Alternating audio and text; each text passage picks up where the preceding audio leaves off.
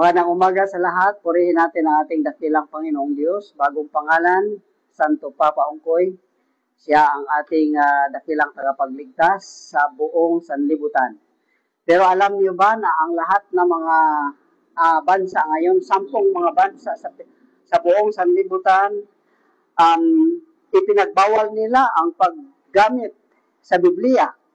Katulad sa North Korea, Somalia, Afghanistan, Mauritania, Maldives, Libya, Saudi Arabia, Iran, Turkmenistan, Algeria. Yan na mga bansa ay pinagbibigla ang paghawak ng Bible. At alam nyo ba, mga minamahal kong mga kaibigan, mga mahal kong mga Pilipino, lahat ng mga tao sa buong mundo, na ang lahat ng mga tao na hindi gumagamit ng Bible, hindi sila ligtas. Dakilang salita ng Panginoon Diyos na nagprotehir sa lahat ng mga tao sa buong sanlibutan.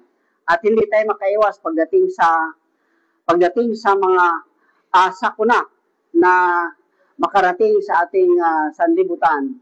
Tayo ay talagang mapahamak sa buong mundong ito.